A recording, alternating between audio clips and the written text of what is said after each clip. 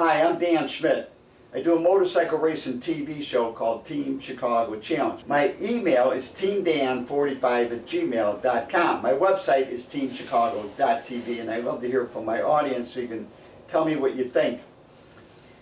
Over the last 2 years, let's go back in 2000 with the Chinese plague, and part of the problem in 2000 also was you had that the Democrats took full advantage of the plague, and they stole the election in 2020, and they and that a-hole that runs Facebook put in $40 million, and the United States Postal Service Union was involved in stealing an election, and all that information is coming out right now.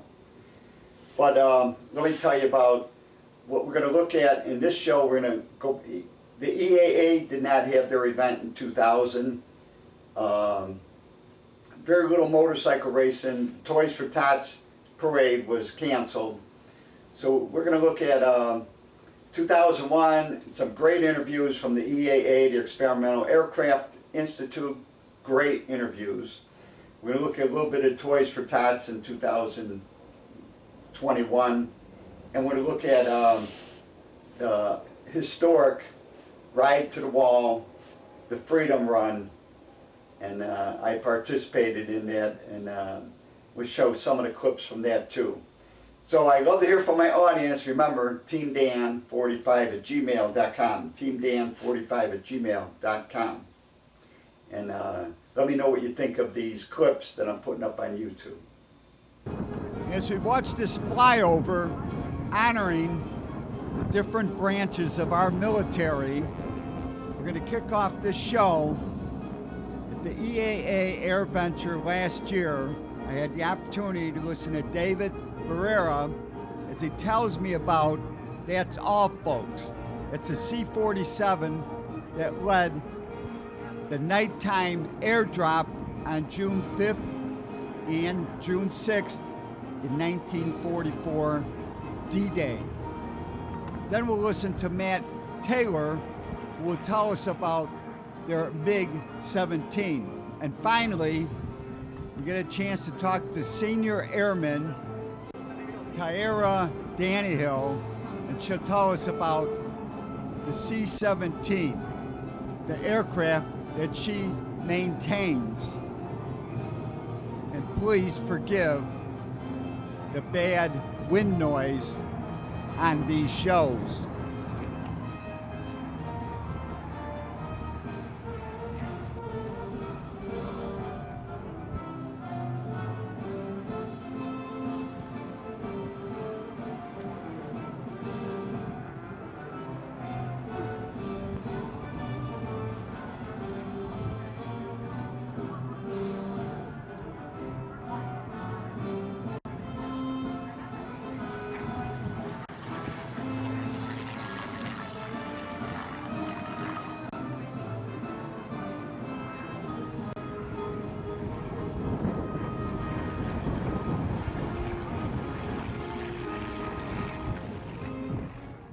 We are now looking at That's All, Brother.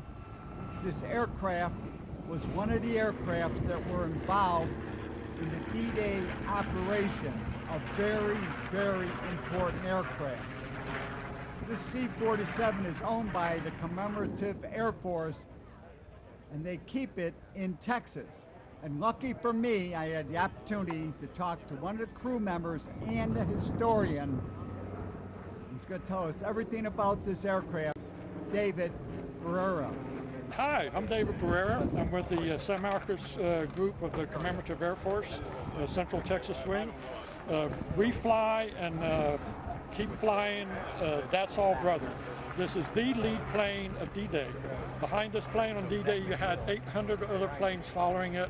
The responsibility of a 20-year-old navigator of getting 800 planes to the proper location.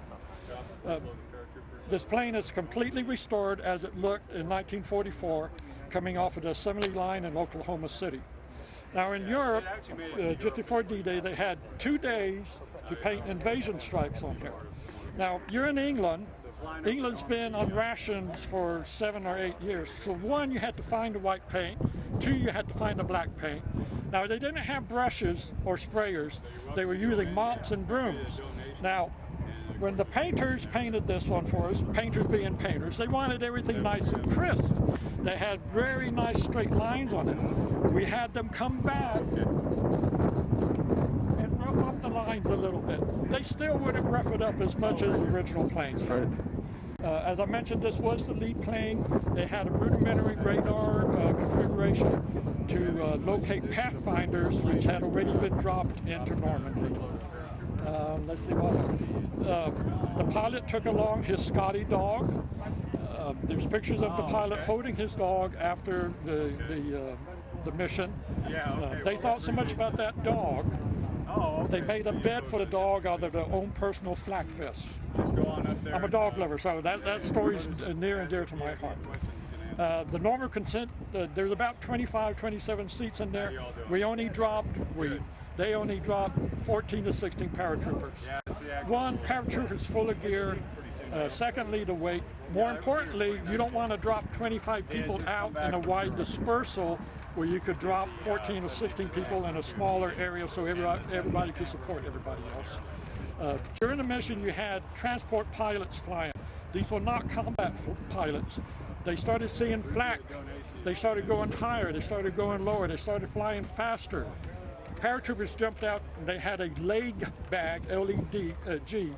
Those bags often got ripped off their legs. They lost half of their equipment. Let's see, what else?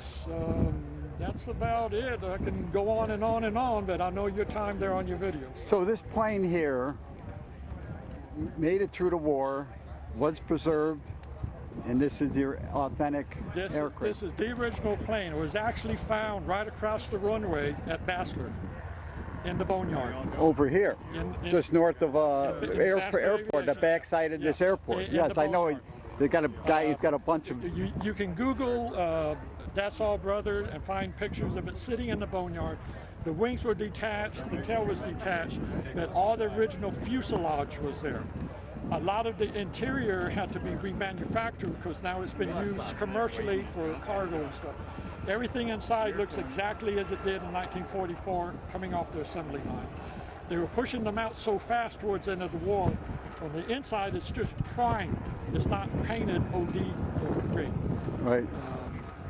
Let's see, So what? So with this crew, what's your main responsibility? I'm Your ground and support. historian. And historian. My mom's an English war bride, so I have connection with the war. I'm a product of the war. Without the war, I would not be here. All of us. Another thing on the tail, 29 is my birthday, 47 is my birth year. I'm still trying to figure out what the 28's all about. But that's the authentic number that was on this? That's the authentic number. Right. That's how they actually found it. The historian was actually doing history on the pilot, came across the tail number, started doing research on the tail number, found out about it being in the boneyard of Woodmaster. Now we're looking at the tail section of a MiG-17, a Russian-designed fighter jet, and we're going to join the conversation with Matthew Taylor. But it's just funny because the second they were allowed to do Enterprise, they did Enterprise. Go to capitalism. Yeah, the second that they were allowed to do it, they had an idea and it worked for them. So almost all the MiGs you see in the United States are all Polish built. They're all PZLs or Milex. They're actually called a LIM 6, not a MiG-17. Okay. But there's no point in getting down to the, infinitesimal of it. So you're saying they're built in Poland? Mill had a contract they had a license to build MiGs. Our T-33 is a Canadair-built T-33.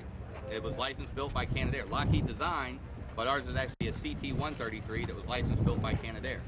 So we licensed out stuff, they licensed out stuff, but all of these were built in Poland. Pretty much every MiG you see in the U.S. was built in Poland. You're going to fly at the air show? It'll be flying Thursday. We would fly this every day, but we figure we got 8 or 10 landings left on our tires, and we don't want to have this be a bad place to have a tire incident, so we're going to limit the flights here, and we'll get it home and change the tires. Okay. So.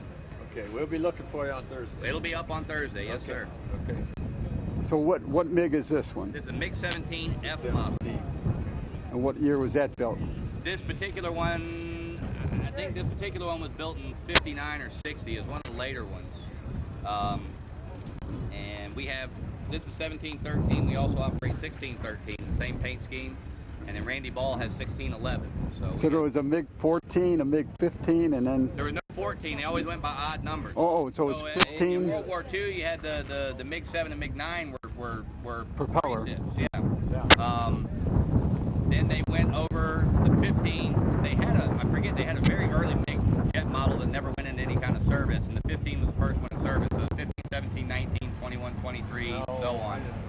And what you can't find is 19. Those things are too rare. They're incredibly rare. And there are none flying.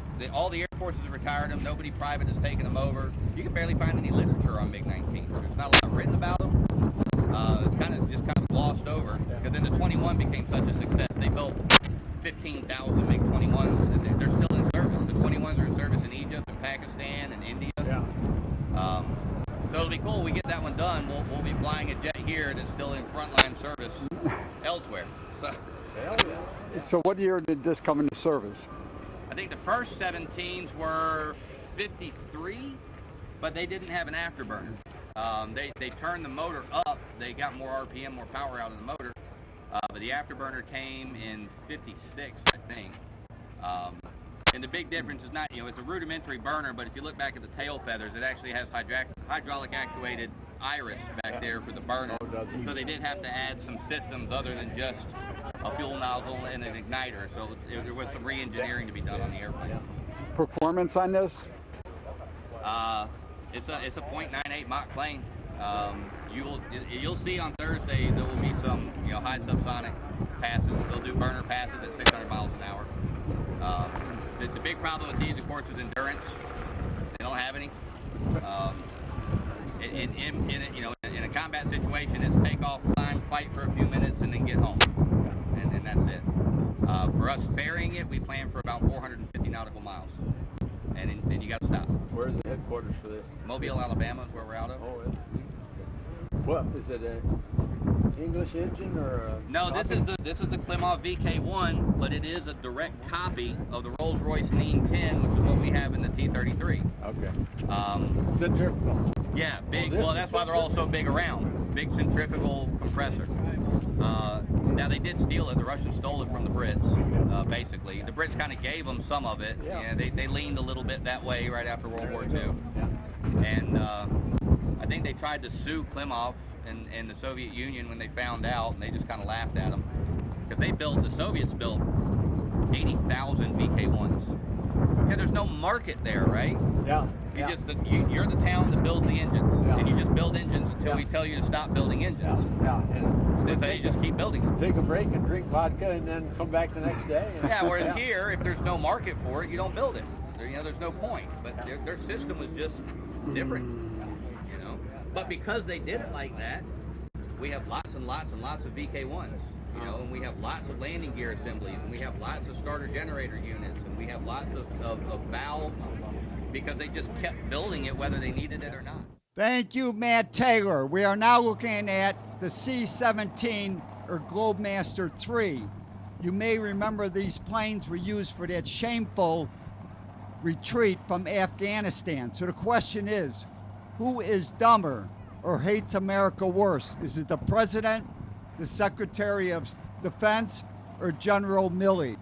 This aircraft is flown out of the 911th Airlift Wing in Pittsburgh, and I had a chance to talk to Senior Airman Sierra Danahill.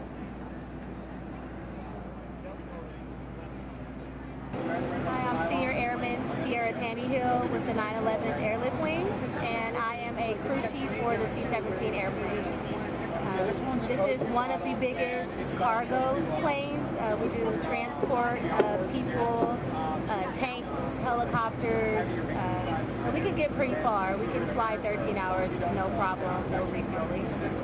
So you can refuel in the air, so that's part of it, so you can keep going. We can get fuel in the air. We also have an extended range tank, which is additional fuel if we need to go a little further. Right. So how many flights have you been on with this? Well, actually, this is my first traveling flight with the plane. I am the back shop mechanic, so I take the plane apart. I do all of the maintenance, all the inspections, and then I put the plane back together. And you're the one that they got come to the EAA. Is this the first time you've been here? Yes, it is. So how have you got a chance to walk around yet? I have, and it's so beautiful, all of the planes, and it's so much to look through. I don't even think I've made a dent in it. Have you been down by the Warbirds? Yes, we went there yesterday. Oh, you did? Okay. You got to see some of them, but there's Some a of lot them, more there's now. a lot, yes. The planes keep showing up every day, so we'll leave and come back and there's a different plane near us, and we'll leave and come back and there's something else, so it's a lot. So you're having a good time at EAA AirVenture. Yes, I am. Having a great time. They've been very welcoming, and this has definitely been a great experience. Thank you, Senior Airman Danahill. And now we're at Dan Ryan Woods this December, the first Sunday in December, the Toys for Tots Motorcycle Parade, as we see Santa arrive on his Harley Davidson sleigh. And Santa has a special present for Bishop Bob Lombardo, as we see him here with his Notre Dame knit hat, along with the Franciscan sisters, and they work together at Our Lady of the Angels mission. And let's see, Doc is going to bring the special present for this Catholic bishop.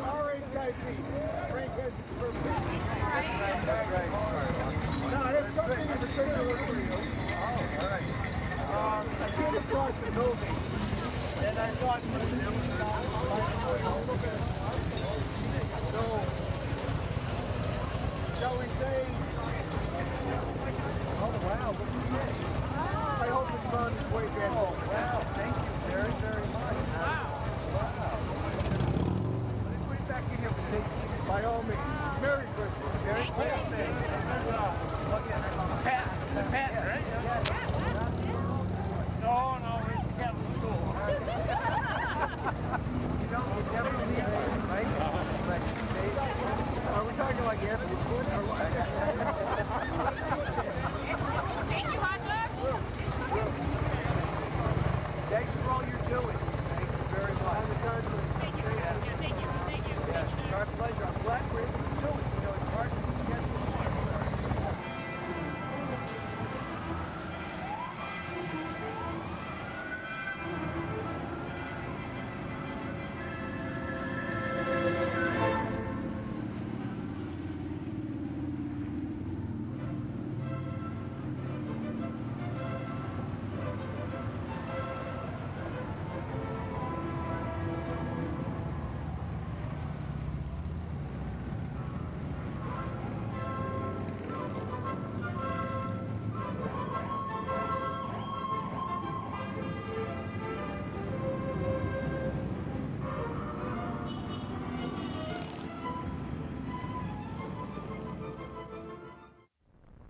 And in June of last year, I rode the Illinois Motorcycle Freedom Run. We are approaching Marseille, Illinois, the location of the Middle East conflict wall. This monument was created by two motorcyclists from Chicago.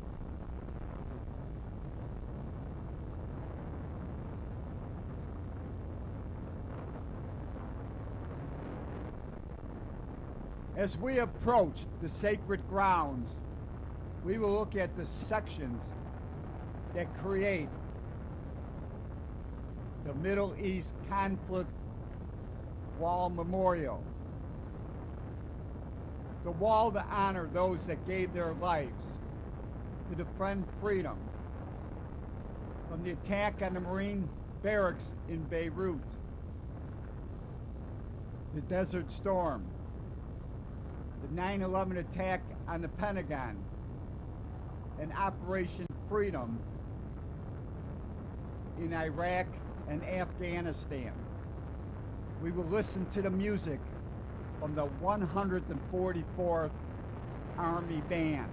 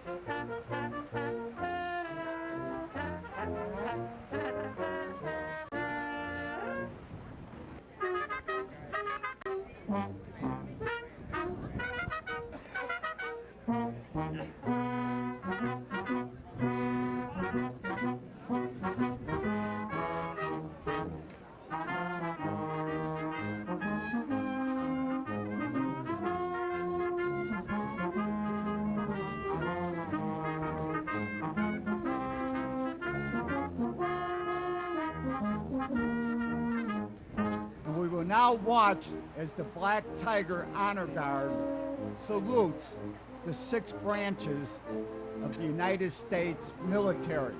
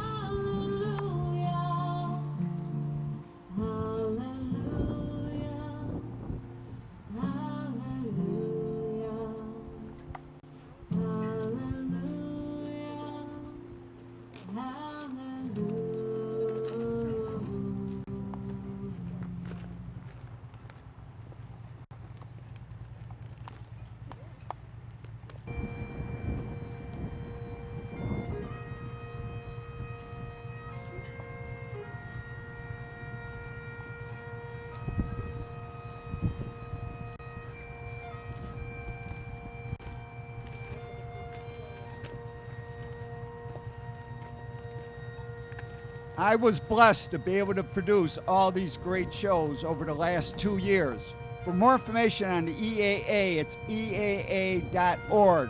Toys for Tots Motorcycle Parade is ChicagoTFT.org. And the Illinois Freedom Run on Facebook, go to Illinois Motorcycle Freedom Run. To contact me, it's teamdan45@gmail.com. I love to hear from my audience. And remember, you can always search on YouTube with Dan Schmitt Motorcycle Racing for great motorcycle racing action. And I highly encourage you to visit the World of Motorcycle Museum, Winamac, Indiana, 4 miles south of North Judson on Indiana 39. Give them a call first at 574-896-3172. It's a great trip and a great collection of motorcycles.